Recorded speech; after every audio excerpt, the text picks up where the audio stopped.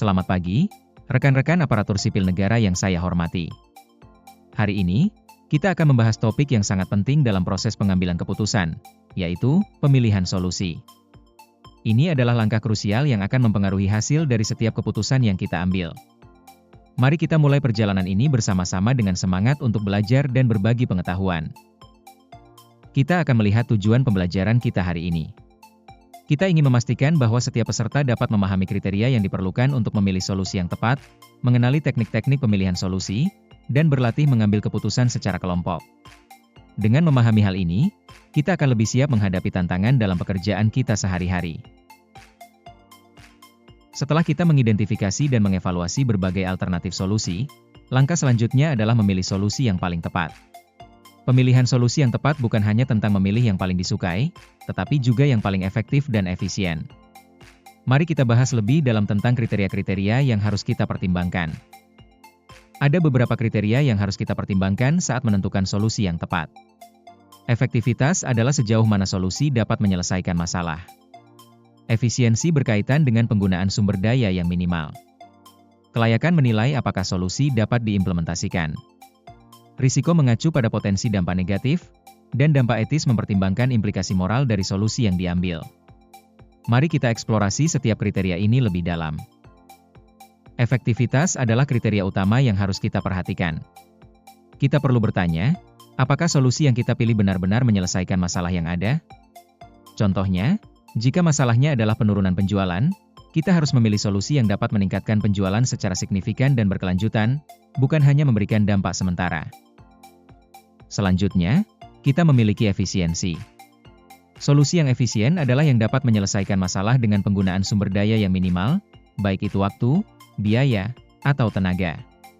Misalnya, memilih pelatihan online dibandingkan pelatihan tatap muka dapat menghemat biaya dan waktu. Ini adalah contoh bagaimana efisiensi dapat berkontribusi pada keberhasilan solusi. Kelayakan adalah kriteria penting yang tidak boleh diabaikan.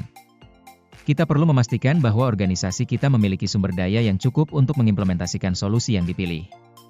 Misalnya, jika kita ingin mengembangkan aplikasi mobile, kita harus memastikan bahwa kita memiliki tim pengembang yang terampil dan infrastruktur yang memadai. Mari kita pastikan setiap keputusan yang kita ambil adalah keputusan yang dapat dilaksanakan. Risiko adalah faktor yang sangat penting dalam pemilihan solusi. Kita harus mempertimbangkan potensi dampak negatif yang mungkin timbul akibat implementasi solusi. Semakin rendah risiko, semakin baik solusi tersebut. Kita juga perlu memiliki rencana mitigasi untuk mengatasi risiko yang mungkin terjadi. Mari kita diskusikan lebih lanjut tentang bagaimana kita bisa mengelola risiko dalam pengambilan keputusan kita. Dampak etis adalah aspek yang seringkali terabaikan, tetapi sangat penting.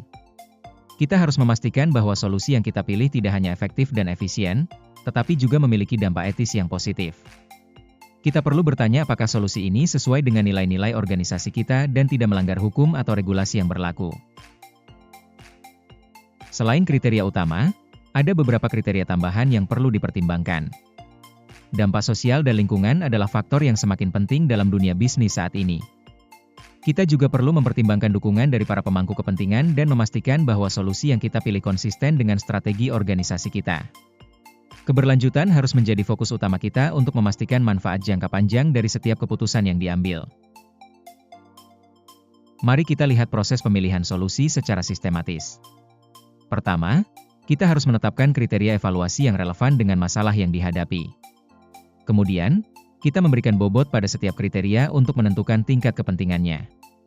Selanjutnya, kita evaluasi setiap alternatif berdasarkan kriteria yang telah ditetapkan. Dengan cara ini, kita dapat memilih alternatif dengan skor tertinggi yang dianggap sebagai solusi terbaik. Proses ini membantu kita membuat keputusan yang lebih terinformasi. Mari kita lihat contoh penerapan kriteria dalam memilih sistem CRM baru. Dalam studi kasus ini, kita mempertimbangkan efektivitas sistem dalam meningkatkan penjualan, efisiensi biaya implementasi, kelayakan sistem dengan infrastruktur yang ada, dan risiko yang terkait dengan keamanan data. Dengan memberikan bobot yang sesuai pada setiap kriteria, kita dapat mengevaluasi beberapa alternatif sistem CRM dan memilih yang terbaik. Ini adalah contoh nyata bagaimana kriteria dapat membantu kita dalam pengambilan keputusan. Setelah kita memahami kriteria, mari kita bahas beberapa teknik pemilihan solusi yang dapat kita gunakan. Teknik-teknik ini seperti analisis SWOT dan analisis biaya manfaat, membantu kita dalam mengevaluasi alternatif dengan cara yang lebih terstruktur. Dengan menerapkan teknik-teknik ini, kita dapat membuat keputusan yang lebih baik dan lebih terinformasi. Mari kita eksplorasi setiap teknik ini lebih dalam. Analisis SWOT adalah teknik yang sangat berguna untuk mengevaluasi alternatif solusi. Dengan mengidentifikasi kekuatan, kelemahan, peluang, dan ancaman dari setiap solusi, kita dapat memahami konteks internal dan eksternal yang dapat memengaruhi keberhasilan implementasi. Misalnya, dalam memilih strategi pemasaran baru, analisis SWOT dapat membantu kita mengevaluasi kekuatan dalam branding dan kelemahan dalam distribusi. Ini adalah alat yang sangat kuat dalam pengambilan keputusan. Analisis biaya manfaat adalah teknik yang sangat penting dalam menentukan kelayakan finansial dari suatu solusi. Dengan menghitung semua biaya yang terkait dengan implementasi dan membandingkannya dengan manfaat yang akan diperoleh, kita dapat menentukan apakah solusi tersebut layak secara finansial. Ini membantu kita untuk membuat keputusan yang lebih cerdas dan terinformasi. Mari kita lihat bagaimana kita dapat menerapkan teknik ini dalam situasi nyata.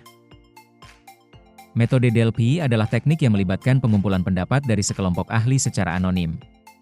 Proses ini dilakukan secara iteratif untuk mencapai konsensus tentang isu atau solusi tertentu. Kelebihan dari metode ini adalah dapat mengurangi pengaruh bias individu dan menghasilkan pendapat yang lebih objektif.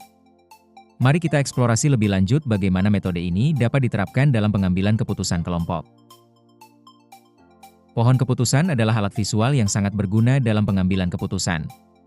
Dengan menggambarkan alternatif solusi sebagai cabang-cabang dan kemungkinan hasil sebagai ranting-ranting, kita dapat dengan mudah melihat berbagai skenario yang mungkin terjadi. Ini membantu kita dalam menghitung nilai harapan untuk setiap alternatif dan memilih yang terbaik. Pengambilan keputusan secara kelompok memiliki kelebihan dan kekurangan. Di satu sisi, kelompok dapat membawa lebih banyak perspektif dan meningkatkan kualitas keputusan. Namun, di sisi lain, proses ini dapat memakan waktu lebih lama dan berisiko mengalami tekanan kelompok. Mari kita bahas beberapa teknik yang dapat digunakan dalam pengambilan keputusan kelompok, seperti brainstorming dan voting, untuk memastikan kita mendapatkan hasil yang terbaik. Sebagai kesimpulan, pemilihan solusi yang tepat adalah langkah penting dalam proses pengambilan keputusan.